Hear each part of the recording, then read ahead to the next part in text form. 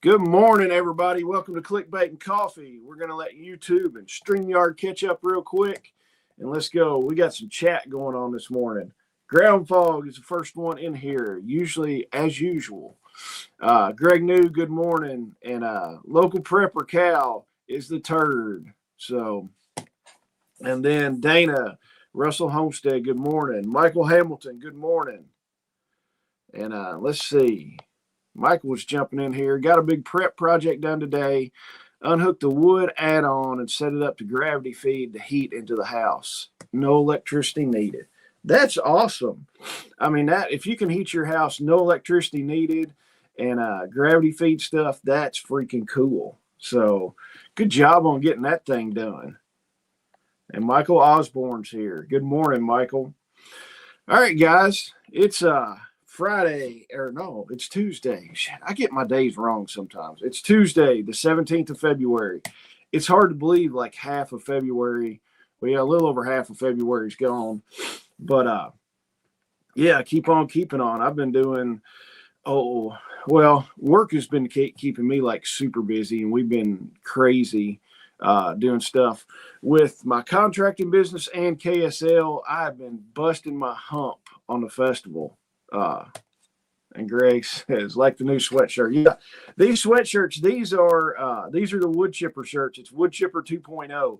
They're on the website under the swag, and on the back, you'll just have to go look it up because I don't know. I guess I could say it. It's got on the back, it's the compost pedophile sweatshirt. We've got those in sweatshirts and t-shirts. So if you want to pick one of those jokers up, grab them at the website. They're under, I forgot where they're under. Let's see. They're under shop. You hit the shop tab, and it's got KSL swag. So you can grab those jokers right over there. So, but this weekend was crazy. BS, good morning. This weekend was crazy. We had like tons of stuff to do. Friday, I forgot what we did Friday. We had a bunch of stuff that we had to do Friday. Saturday was Valentine, Friday we went down to my mom's house to eat dinner. She cooked dinner for my wife. For all of us. It was my wife's birthday, the 10th of this month. So she was like, we'll do dinner on Friday. So Mom cooked gravy and biscuits, hash brown casserole, and a standing rib roast. Miss Sharon, thank you for putting that in there. Good morning, too. Cup V's here. Good morning. But she cooked standing rib roast, so we ate dinner Friday night, hung out with her. Then Saturday was Valentine's Day, and we didn't do Valentine's. What did everybody do for Valentine's Day? Since it's, the made-up Hallmark holiday and flower holiday, we didn't do much of anything. We went... what did we do? We hung out here. My wife fixed an awesome thing of beef stew, and I called my mom. I was like, hey, you want to come up and eat? So she was like, yeah.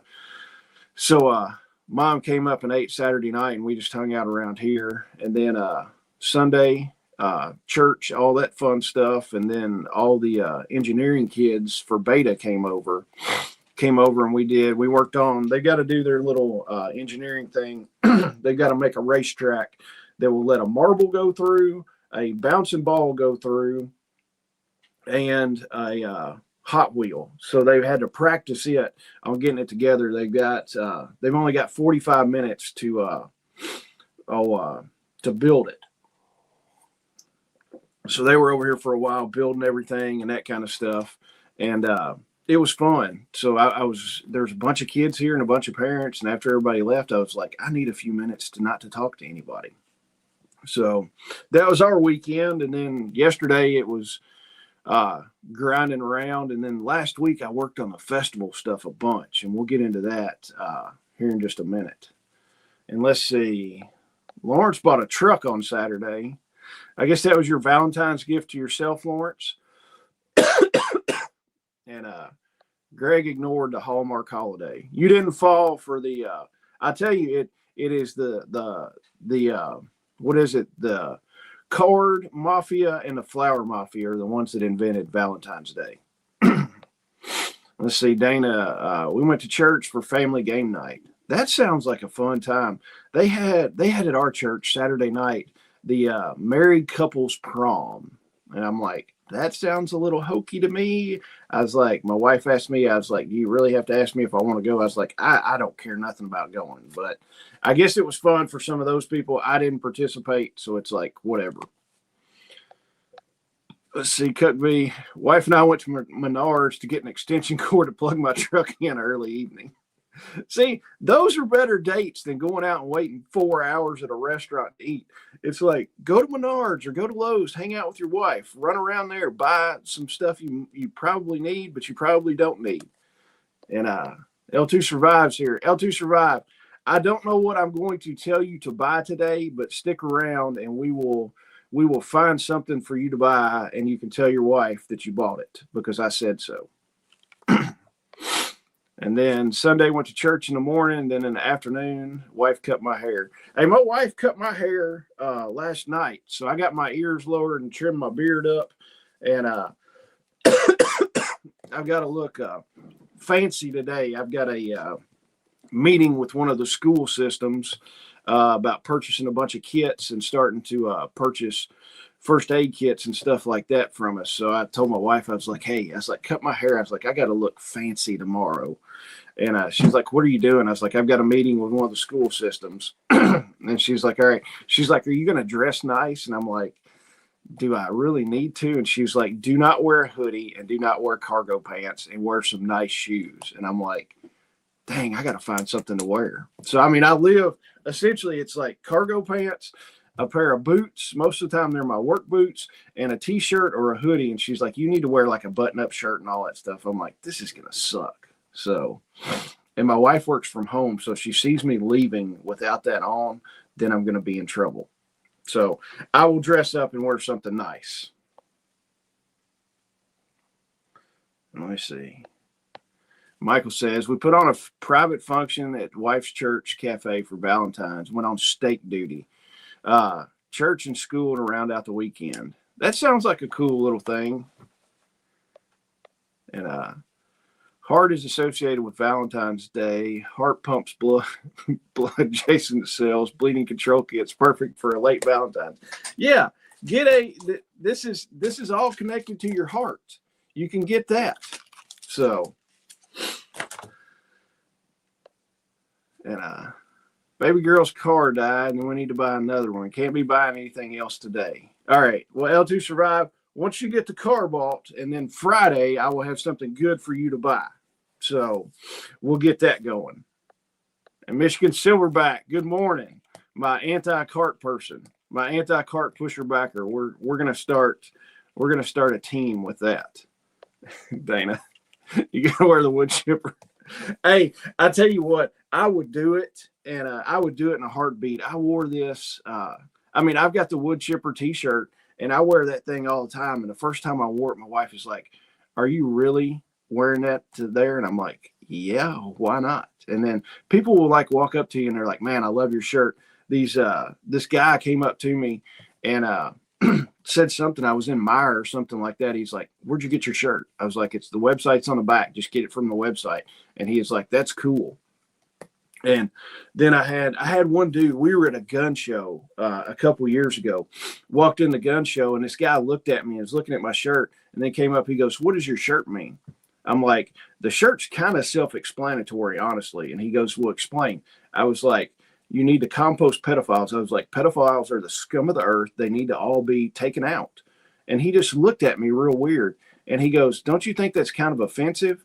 And I said, "No, it's a litmus test." I said, "You're either for or against." I said, "There's no gray area that, maybe it's okay. It's like one side or the other." And he just looked at me, and I said, "Thanks for talking to me." I said, "Now I know which side you're on." And the dude just looked at me like, "What in the heck?" And I just walked on. My brother's like, "That dude was creepy." I was like, "Hell yeah, he was creepy." And then, yeah, Michigan Silverback, I do not use the self-checkout either. I will stand in line to not do self-checkout. And I will stand there for 30 minutes not to use self-checkout. I mean, like at Sam's, they've got one stinking lane open if you want to pay, if you want to check out there. And they're like, "You can go over and use this and scan your card and do this." And I'm like, I want somebody to check me out. It's like, I don't want to do it. Swackum, good morning. And Bill's here. Good morning, Bill. So, all right. Hey, we'll get some of this out of the way real quick. Pig processing workshop, March 21st. That's here in Bowling Green at my place. We're going to put a pig in the freezer. That pig will be alive that morning, and he will be pork chop, sausage, and in VacMaster freezer bags in the afternoon. Sheep processing class. That is going to be April 11th. That's the same thing. We got some rams that we're going to put in the freezer, and they'll be alive that morning. We'll show you how to dispatch those. We'll show you how to dispatch those. Put them in the freezer, all the cuts, all that good stuff. That's going to be April 11th. It's going to be here at my place also. And then something that a bunch of people have been waiting on is the radio workshop with Brian and Susan from S&B Homestead Radio. That's going to be May 30th. We're going to go over all kinds of fun stuff. And it's like Brian says, we're going to play radio all day.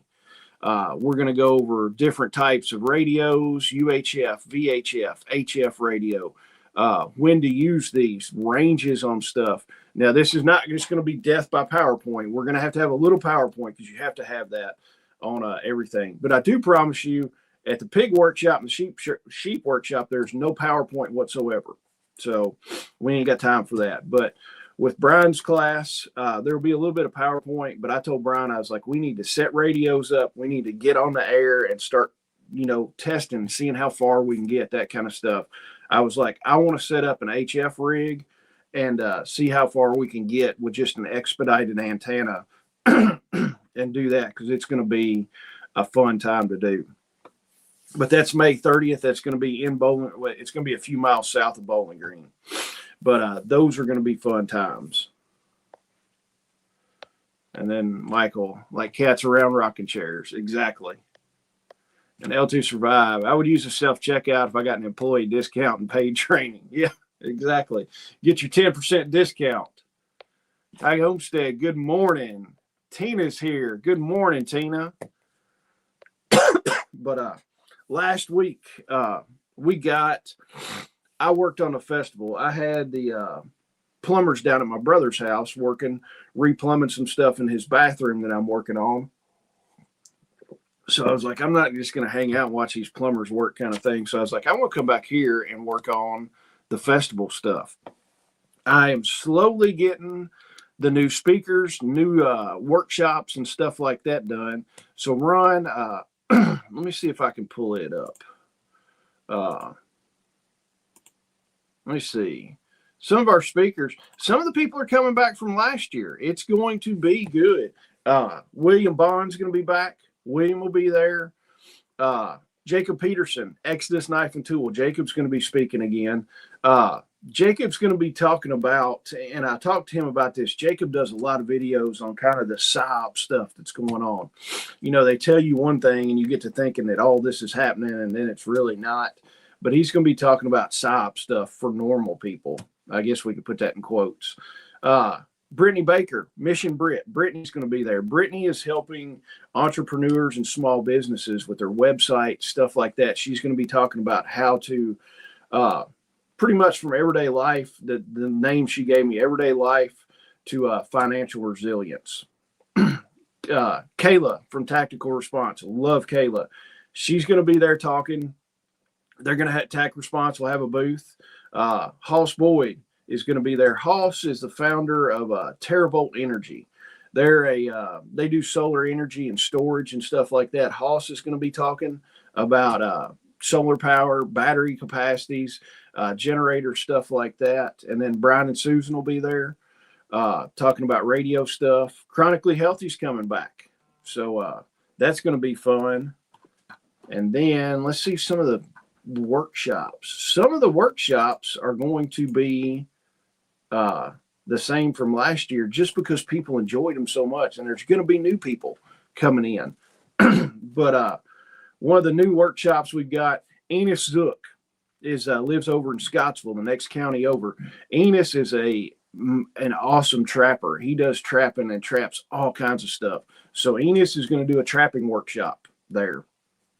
Excited to talk to Enos again. Super cool dude. And of course, Dana's still in here. Dana's going to be doing fermentation. People they're like, we want Dana to do a fermentation workshop.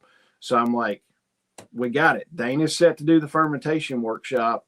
Ryan Stevia from he lives down in Tennessee. He's going to be doing a workshop on building your homestead through a permaculture lens. So he's going to talk about, you've got land, how can we design this property in a permaculture way to increase production, make it easier on you, and do it without all the sprays, the chemicals, and all that kind of crap.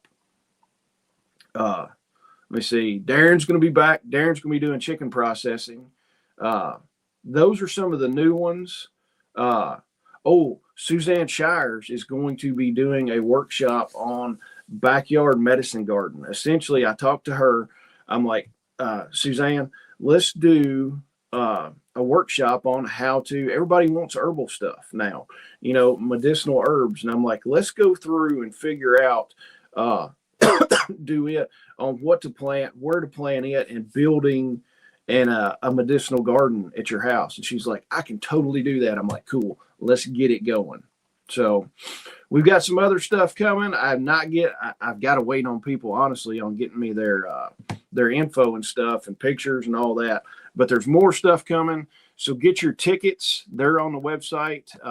Miss Sharon has put it up because she's an amazing moderator. And do that. If you want t-shirts, when you buy your tickets, the t-shirts are 10% off if you want to grab a t-shirt while you're doing it, and then we'll send you the t-shirt out. All these t-shirts are custom printed, so it takes a couple days to get them done. But the guy is in Bowling Green. He's like 2 or 3 miles away. So these are Bowling Green, Warren County made t-shirts that are printed here. We're not getting them from some Chinese manufacturer that's printing them out with lead-based ink and that kind of stuff. So if you want a t-shirt, get that. And these t-shirts, they're custom printed over at my buddy's place. So they take a few days. But we've got that. So get your tickets. It's going to be a good weekend. I'm super excited about that.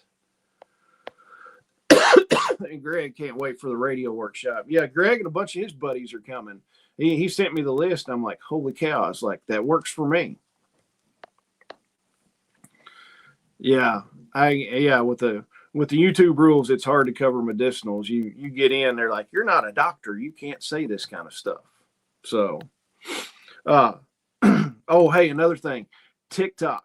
We are posting more stuff on TikTok.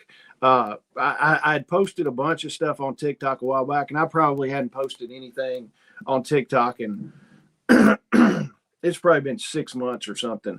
But we got a bunch of followers on TikTok. If you want to go over to TikTok, follow us on TikTok. So I told Melanie, I was like, hey, can we start posting some more stuff on TikTok?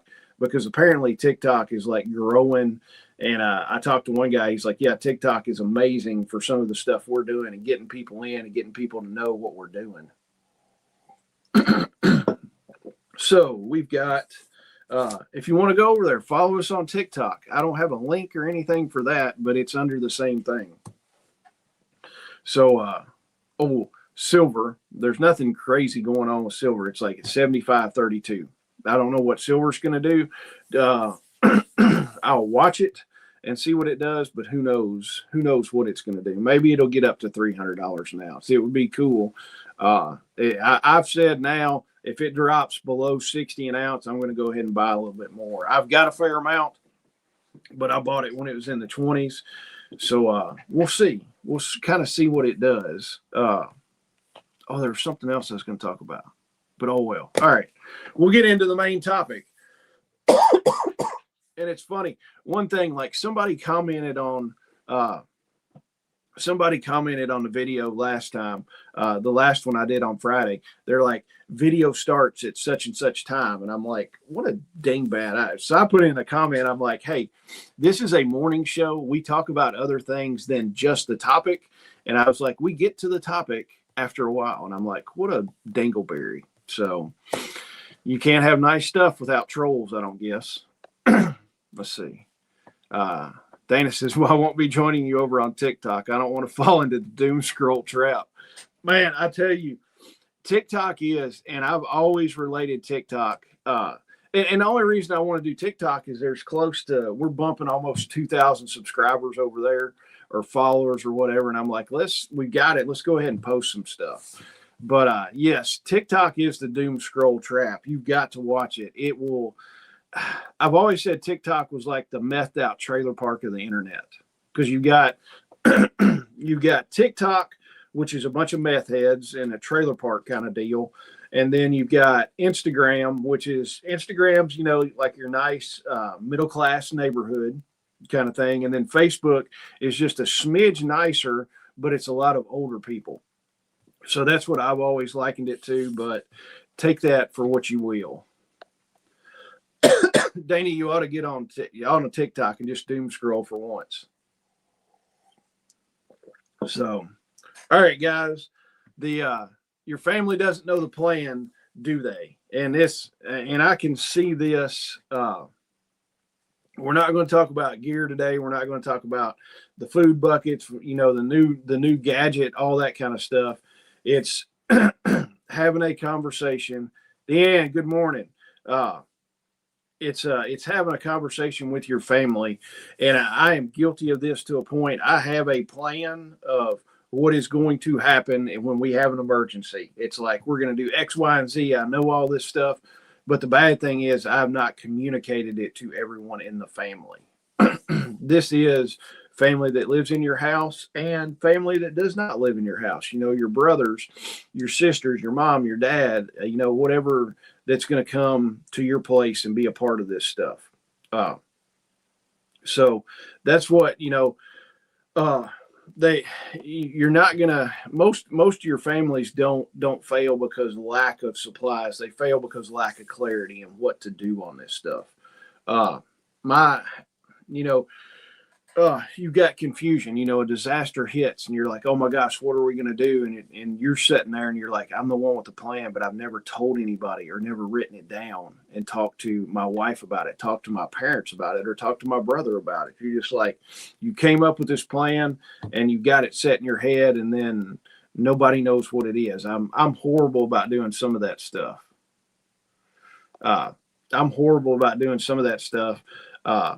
It's funny. It's like, I saw something on TikTok, and it's like, having a conversation with your wife.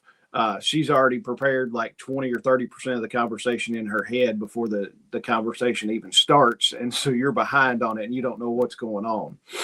All right. So you look at it, you've thought about these scenarios in your head. If the power goes out, we're going to do this. If the roads are closed, we'll stay home. If something bad happens, I'll handle it. But the big thing is, and it's probably a good thing for a lot of us, your family does not live inside your head. So because of some of the crazy thoughts and squirrels running around in my head and all that kind of stuff, it's probably a scary place. There's a bunch of Oompa Loompas jumping around doing stuff all the time in my head. I'm 15 different places and thinking about this. Heck, I stayed up. I couldn't go to sleep the other night because I was thinking about something going on. I'm like, how can I figure this out? I've got to fix this in the morning, and just laid in bed till 2:00 in the morning thinking about it. But and it gets down to your spouse might have a different plan. If the roads are closed, your spouse might have a different plan on stuff. So look at this. Your kids probably have no plan, especially if they still live in your house and younger. They've got no plan. And then your older kids that don't live in the house, they might have, no plan at all. They're just like, I don't know what I'm going to do. Extended family might have a different plan. Your extended family might make just emotional decisions like, oh my gosh, the power went out. I'm just going to sit here and freeze to death and die kind of thing, So it's, everybody starts, if there's no total plan, everybody starts doing stuff that's different, and you're going to be doing different stuff at the same time. And it's like, that's where you're going to have panic on stuff because, your parents are doing this, and it's like, man, I plan on going and picking my parents up and bringing them up here, but now they're figuring this kind of stuff out and doing this. So that's where it's nice to have the plan and talk to everybody. And Cindy Lou, good morning from Alabama. So what happens without a plan? We've talked about it. You know, someone might immediately want to be like, hey, we're going to bug out. We're leaving this place. Somebody wants to stay. You know, you're like, you tell your wife, it's like, it's time to leave. She's like, I want to stay. We never really talked about this. You know, the kids start worrying because, you know, the parents are disagreeing, adults are disagreeing, phones are blowing up with messages. You know, like your siblings, if you hadn't talked to your siblings, they're like, oh my gosh, the X, Y, and Z happened. It's like, what do we do? And it's like, are we coming to your house, or are we going to Aunt Susie's, or what are we going to do? And you're just fielding questions and messages and stuff like that. Nobody knows, well, who's responsible for what, to where if you have this conversation, you can mitigate this. It's like, if X, Y, and Z happens, then we're doing A, B, and C. And it's like just clear, thought out stuff. You don't have to worry about fielding all these phone calls or text messages. It might be a text message from some of your people. It's like, hey, X, Y, and Z happened. We're doing this as planned. You look at the text message and you're like, cool, everything worked out. So we're going to run on down and start doing that. People avoid doing this. Meeting, it feels dramatic and stuff, like you're gonna have to sit down, you know, dim lit with candles and a map and stuff like that. It's like you know, it's gonna be dramatic. You think it's gonna feel uncomfortable, that your family's gonna think that you're weird for thinking out all these different situations. You know, I've thought about tons of different situations before, and you know, you might run the risk of, like, your wife is like, why did you think about this situation? So it might be weird. I mean, my wife knows I think of weird stuff all the time and come up with crazy scenarios and stuff. I'm not scared to tell her this kind of stuff. And you know, people around you might sound paranoid. If you're going to go talk to your parents and be like, hey, mom and dad, I think this might happen, and if X, Y, and Z happens, I really want to come pick y'all up and bring you to my house and ride this thing out. You know, it's the normalcy bias. You know, your parents might be like, oh, that stuff's never going to happen. It hadn't happened in, you know, I'm 70, and it hadn't happened in the 70 years I've been born. And you're kind of like, Dad, you don't know, you know, just because it hadn't happened in 70 years doesn't mean it's not going to. And part of it's the powdered butt syndrome. And if you don't know what the powdered butt syndrome, it's like, you try to help people that are older than you, or your parents, your aunt, your uncle, and they kind of blow it off as you're still a kid. And they're like, well, you don't know about that. I powdered your butt when you were little, so you don't really know. That's a real thing. So look at that. And then the thing is, like, emergencies are the worst time to introduce, you know, as far as new rules and new things we're going to live by. They're going to fall back on instinct and stuff like that. So you need to pre-decide a lot of this stuff. Decide who's going to be in charge of what, who's going to do what, who's going to be, as far as, quote, the leader for the group and one of the main decisions makers. You've got to do that. And let me see. Bill said, I had a very rewarding experience yesterday. I traded a dozen eggs for 4 pounds of cracked and bagged fresh pecans. Man, that sounds like a pretty good trade right there, Bill. If you like pecans, man, talking about pecans, I could do a pecan pie. Love pecan pies. My wife fixed a cheesecake for Valentine's Day, and I was like, ooh, that thing is about gone. Let me see. Cindy, I got you. Good morning. And Hag Homestead, write it down and make copies. Exactly. And when people are stressed, they can forget simple things. Lock the gates, write it all down. My plan literally says drink water, because you'll forget in the moment. Yes, people will forget. People will forget just small things and stuff like that. Cookie said pecans are gross. I like pecans. Now, I'm not just going to sit down and just eat, you know, a whole handful of pecans or anything. But the only reason I eat pecan pies is because they're amazing and they're sugary and they're sweet. And my mom makes good pecan pies. So, but now just sitting down and eating a pecan, no, I would not do that. I would not do that at all. Unless, now, if I was starving, yes, I would sit down and eat some pecans just to eat, but no. All right. So what the meeting needs to cover, it's not all doomsday stuff. Don't come in and be like, hey, if the EMP happens and the Russians and the North Koreans are coming out of helicopters and parachutes, this is what we're going to do. Do not start out with that, because then everybody's going to grab their phone and start playing Monopoly Go or doom scrolling on TikTok. That's what's going to happen.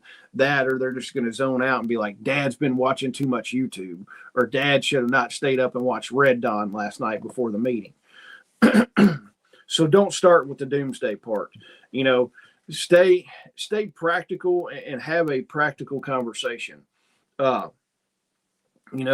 Start with that. Don't just be like, the North Koreans are going to be in parachutes and we're going to have to shoot them and go live in a cave with Patrick Swayze for a couple years, and then everybody's going to be locked in the football stadium at the high school, and we're going to have to go rescue them. Some of us aren't going to make it, but some of us will, and we'll finally see our parents again. That kind of thing. Don't start with that. Nobody will be yelling Wolverines. Yeah, nobody's going to be yelling that. We'll find something else to yell. So, like, number one thing, and this is one of the big things right here, is where do we go? Talk to them. Are we staying at home? When do we leave? Are we going somewhere else? Where do we go if we're separated? That kind of stuff. Have a rally point. If something bad is going to happen, it's like, hey, we're going to, everybody needs to come to my house. That's a plan. Let them know, let your parents know, hey, if something bad happens, we're all coming to my house. Let your brother, your sister, any of that stuff. If something bad happens, you're coming to my house. That's the rule. Bring all your stuff that you got and come to my house. What do we do if we're separated? If one person's on the other side of town and the other person's working from the house, who's going to get the kids? If the kids are in school, who's going to grab those guys and bring them home? You've got to have plans for that. How are your parents getting up there if we have an EMP and the vehicles won't work? We've got to have a plan for that. And then you've also got to have a plan on when you're going to leave, if you're going to leave the property. Or if you're planning on staying at the property, hold up, see what's going to go on for a while. You've got to have triggers of when you're going to go somewhere else. And then also you need somewhere else to go, because if you leave your property with no place to go, you are technically a refugee. You're not going to grab your SKS and bug out in the woods and live in the woods the rest of your life with, a 2-year-old kid, a 9-year-old kid, and your wife, and then grandma, strolling behind you with a walker. That's just not going to work. You're going to need more than an SKS in your bug out bag. So, that whole thing of, it's like, hey, I thought this was going to happen. You're like, I thought you knew this. If you don't tell your wife that you're going to pick your kids up from school if something bad happens, you get back home, your wife works from the house, she should be there. You've got no way to communicate with her. And then you scoot on to school, get the kids, and the kids aren't there. And you're like, what in the hell, and your wife has ended up picking the kids up, and you're like, oh crap. So then you're going to go on home, but something has happened in between school and home with your wife and the kids. Now you don't know where they're at. Now you've got no way to figure out. So you're just going to have to sit at home. And then you're thinking to yourself, I thought my wife knew this, but you didn't communicate with her what was actually going to go on. Also, that's another thing. Comms, have a way to communicate. Let's see. Swackham says, I might yell Wolverine at some point just because it would seem appropriate. It might be. No Locked in the Cave with Patrick Swayze. Isn't Patrick Swayze dead? I thought he was dead. Either that or he's like super old by now. And then talking about super old, what was it? Jesse Jackson. It came up on Facebook, one of the places. Jesse Jackson died today, or died yesterday or something. So I just saw that. And then Bill says, Candy pecans are amazing. Would add them to stir-fry chicken salad and pesto. I don't know. Pecans are okay, but it's like, and then another thing, chicken salad. Who puts grapes in? Like, my wife will fix chicken salad, and she's like, "Do you want grapes in it and nuts?" And I'm like, "No." I was like, "I don't want that crap in my chicken salad." I'm like, "You take the way you make chicken salad. You take chicken, you take mayonnaise, you take salt, pepper, and onions, and maybe a little bit of celery. That's what's in chicken salad." These people that put grapes and nuts and stuff in chicken salad are crazy. They're just, no. That's what you need in chicken salad. And it's like my wife asked me the other day. She's like, "Do you want me to make chicken and dumplings?" And I'm like, "Ooh, chicken and dumplings sound good." She's like, "I'll make that." She said, "I'll make that tonight for dinner." I'm like, "Okay." And then she goes, "Do you want peas and carrots in your chicken and dumplings?" And I gave her this look. I'm like, "Why would you ask that?" She's like, "Some people do it." And I was like, "No." I said, "It's chicken and dumplings." I said, "It's not chicken, dumplings, peas, and carrots." I'm like, "Don't put that crap in there." So I'm like, she's like, "What do you want?" I was like, "I want chicken and dumplings in my chicken and dumplings." So let's see, L2 Survive. I know everything about our SHTF plants. And last week I had to reach my 20-year-old daughter how to start a fire in the wood stove. I need to do better. Yeah, and L2 Survive, it's getting down there. And hey, I'm not going to beat on you. I've got to do better too. Everybody, I think everybody needs to do the plan a little bit better. I mean, I think even the most prepared person on the planet has got some room to do better on this. And Dana likes grapes and pecans in her chicken salad.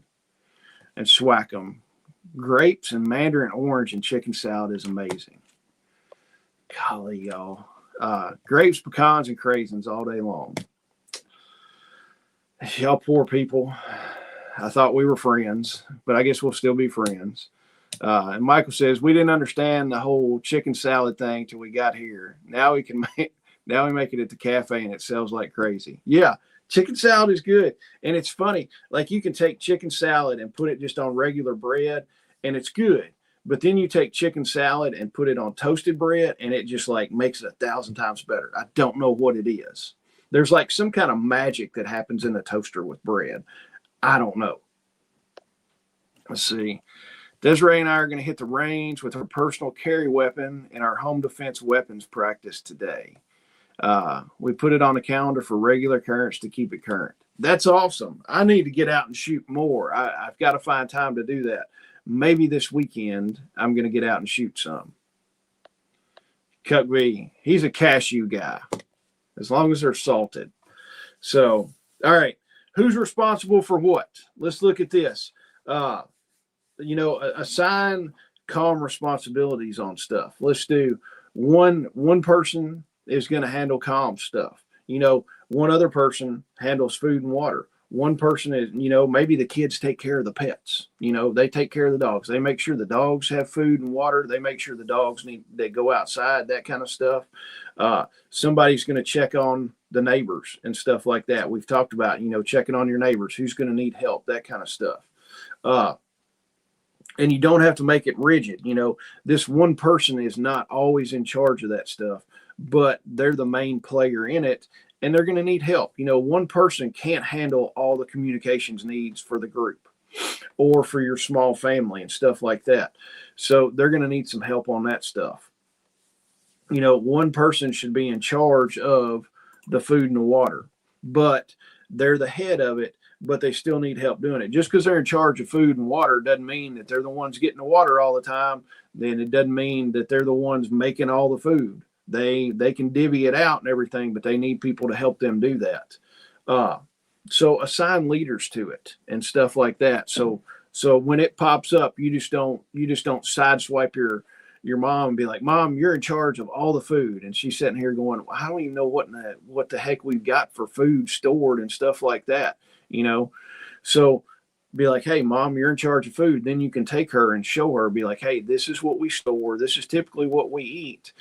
This is some of the dishes and stuff that we can make with it." And then that gives the person, it'll give your mom enough time to be like, "Hey, we've got all these different ingredients. She could come up with a list. She could come up with chicken salad and be able to make chicken salad and even have grapes and pecans in it if you've got that stuff stored.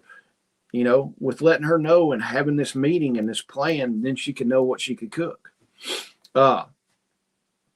Communication stuff. Comms are a big thing. Just like I talked about, if you can't get a hold of your family, cell phones aren't working, stuff like that. Have the comms plan, you know, communication rules. Who do we contact first? You know, who are the first people on the list that we're going to get a hold of when a disaster strikes and an emergency happens? Who do we not overload with stuff? You know, are we going to be calling people all the time and just overloading them with information? Be like, oh man, this and this and this and this, and just, you know, some people handle stress a lot better than others, and some people you can tell them one thing and you can tell that their stress level, they're at the max right there. And it's like, don't tell them anything else, just let them calm down, and then you can feed them a little bit more after that. When do we conserve batteries? You know, when are we going to conserve batteries on our phone? When are we going to conserve batteries on the radio? But that's also having a system, having a energy system that we've talked about before, how to build that system to where you still need to conserve some stuff, but you've got plenty to use. Where do we leave messages? You know, are we going to leave messages on mailboxes? Are we going to leave messages on street signs? Are we going to leave message on the front door, something like that? There's a lot of stuff you can do about that. You know, if you're, if you think about it, if you're walking home from a certain place and they know the route, you're going to be walking down this road, and you've talked to them and you're like, hey, at the school crossing sign, if you see a big X on it, you know that I've made it that far. And then if you're walking on down, you're going to see mile marker 6. If you see a big X on mile marker 6, you know I've made it that far. So that's some of the communication stuff that relies essentially you need a Sharpie marker for that.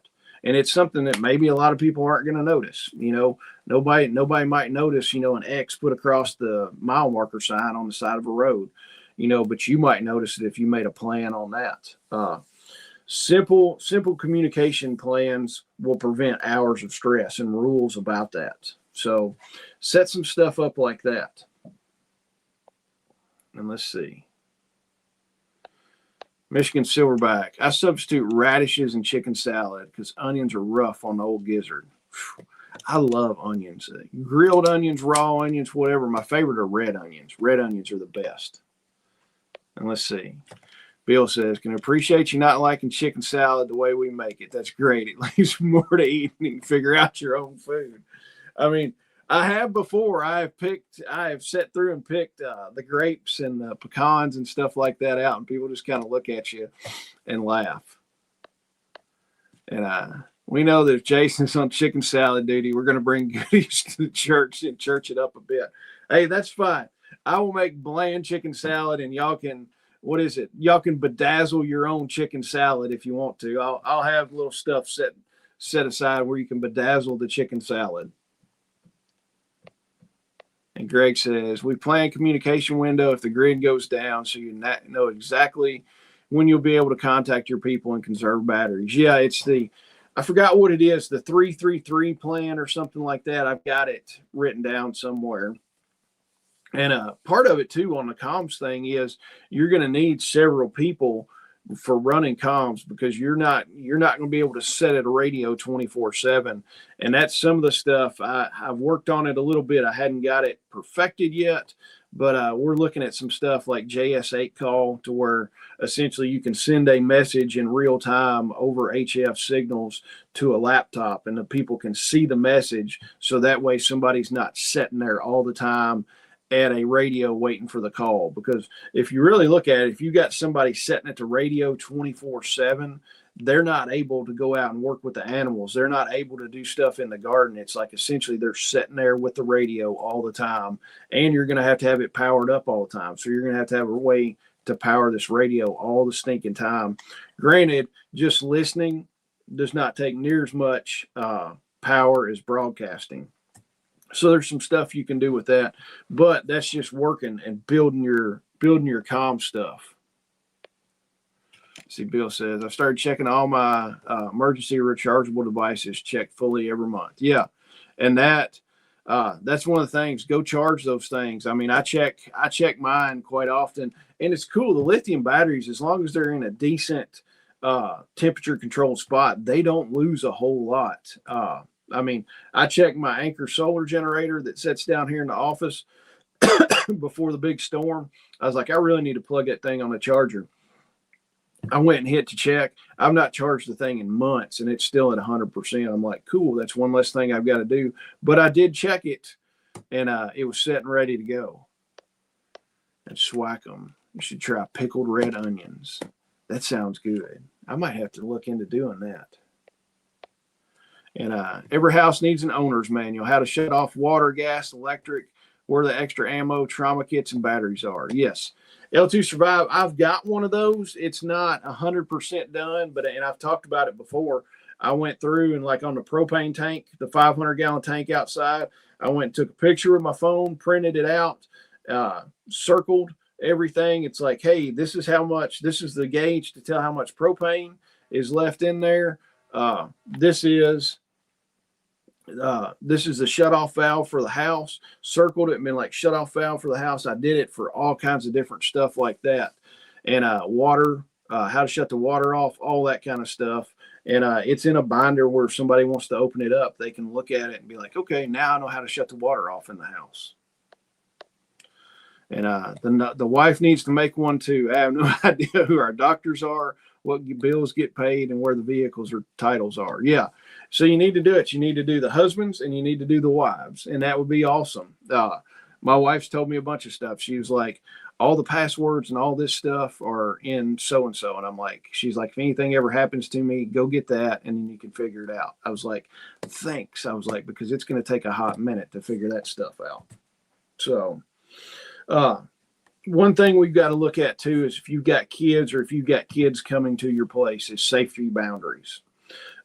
Kids especially need to know this. I mean, right now it's fine. If the kids are out in the front yard or the backyard playing, doing all this stuff, it's all cool. They know their boundaries in a normal situation.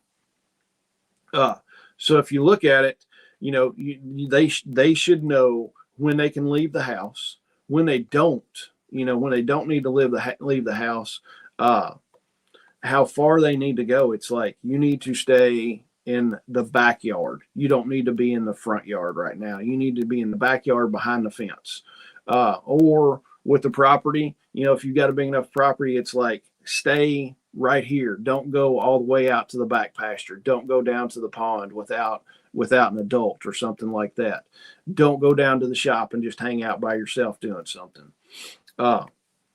Who do they listen to? You know, let's see who they listen to. You know, are you going to listen to, of course, you tell your kids, you know, respect adults, that kind of stuff and everything. But it's like in an emergency situation, it's like, are we going to listen to this person, or are you just going to listen to these people because these people are in our house and they're part of our group?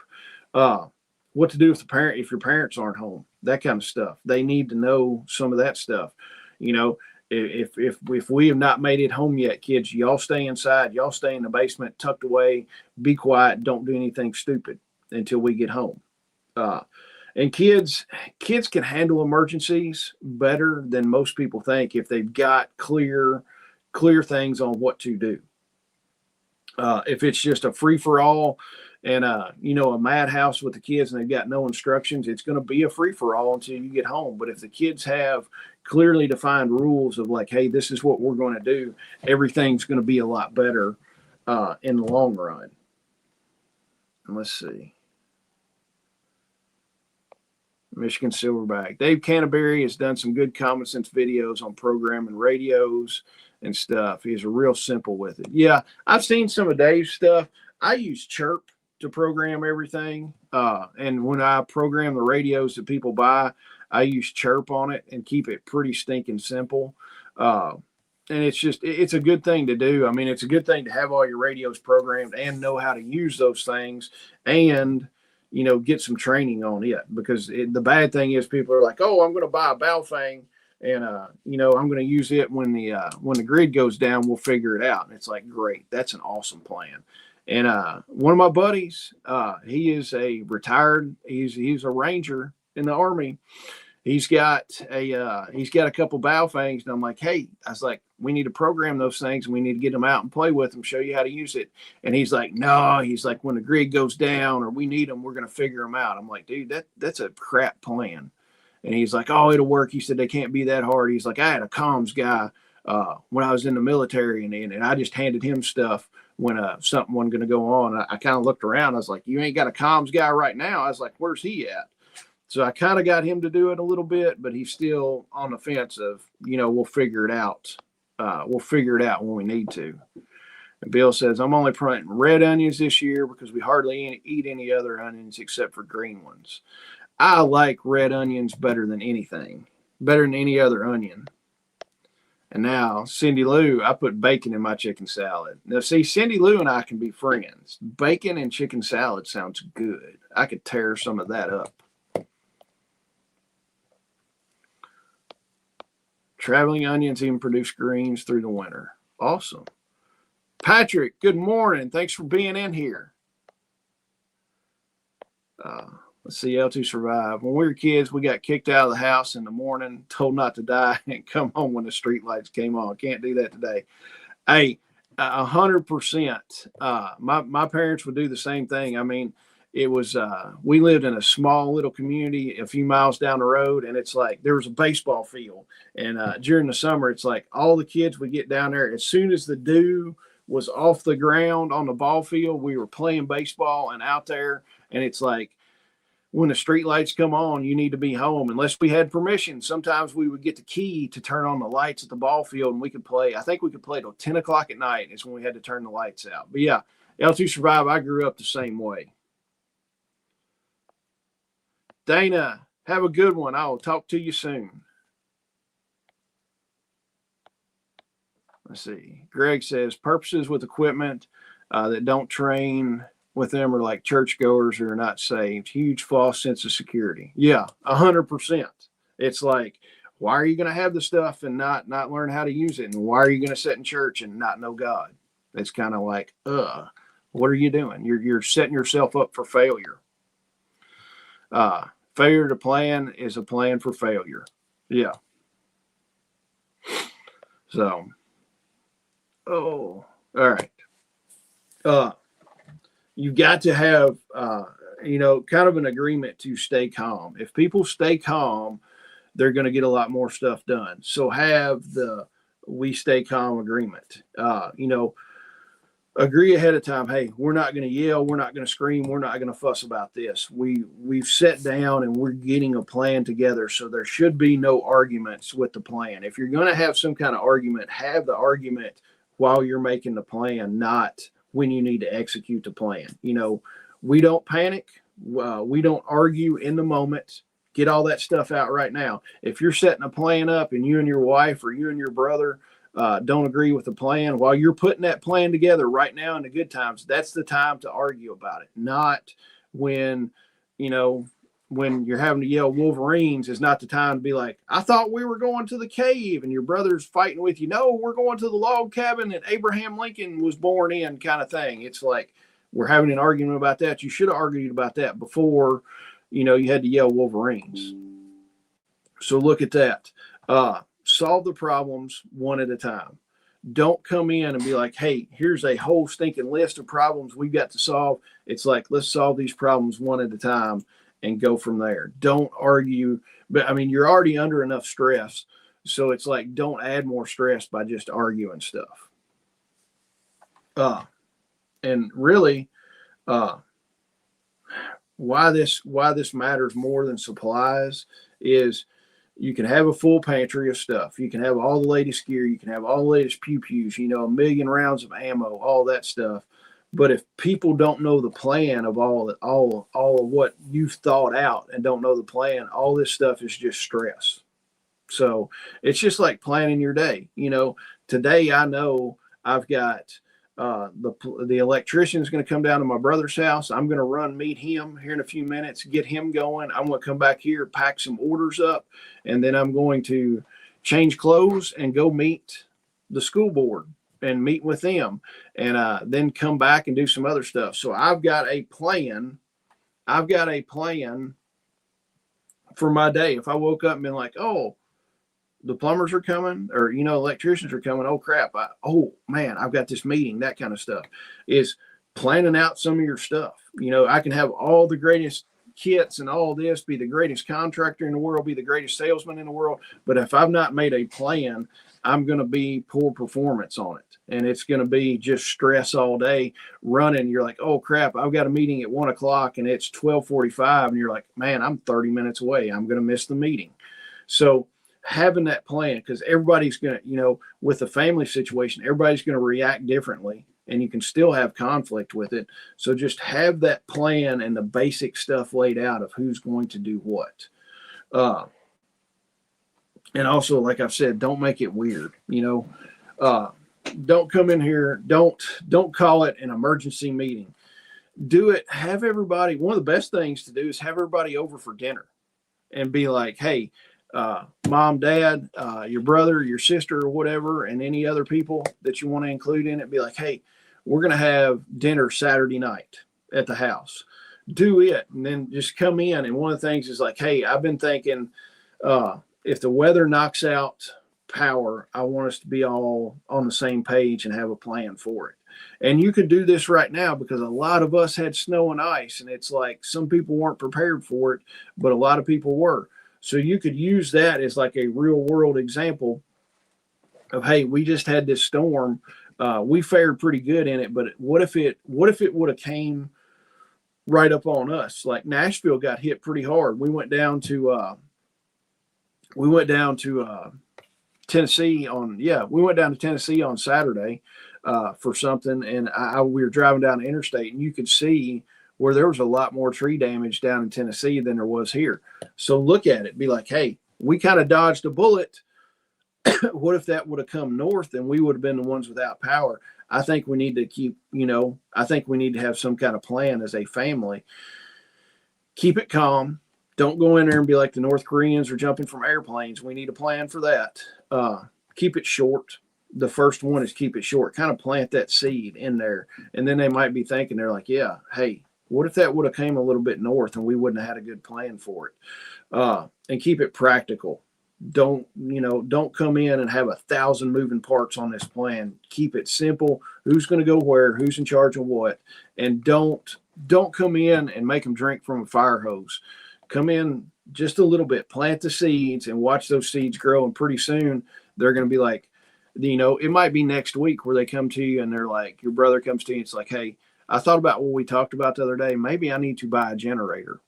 And then once he does that, you're just like, man, I've got him where I want him. So then you go in and you help him on buying a generator. Don't just pat him on the shoulder and be like, yeah, that sounds cool. Run over and buy one. Help him out. Walk him through the process of doing it. Go through a load check. Look at his house.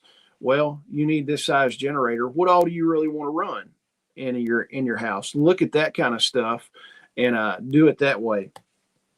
So the whole point of this is to create your group, your family thing that everybody's got a job to do. Nobody doesn't know what to do, and everybody knows part of the plan. So guys, that's what I've got for today. I've got to go meet the electrician, and then I've got to pack some kits up and all that fun stuff, and then get ready for my super big meeting, comb my hair, put on a nice shirt, all that fun stuff. But guys, I appreciate you being here. I appreciate every one of you. If you need anything, shoot me an email. First aid kits and everything are on the website. Medical supplies, all that stuff is in stock. I think pretty much everything's in stock. I don't think we're out of anything. But guys, if you need anything, jump on there, order it. And I appreciate y'all a bunch. And let me see. Let's see. Bill says, it's an amazing feeling having prepared for the storm fully and not needing it. So many unprepared got hit the hardest. Yeah, exactly. The trees, man, there were tons of trees down along the interstate, that they just come and cut at the edge of the interstate. I'm like, man, they got it bad. And SHTF, if you're leaving your location, going to another, what is the criteria that will initiate that move.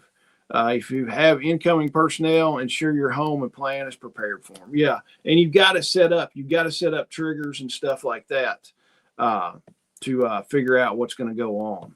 So, guys, I appreciate it. Y'all have a good one. Shelly and I will be back here tomorrow night at 8 o'clock for the Homestead HQ podcast, and then I'll be back here on Friday. So, guys, run to the website, get your tickets. Pick up a t-shirt, and y'all have an amazing rest of the day, and I will talk to you soon. Bye.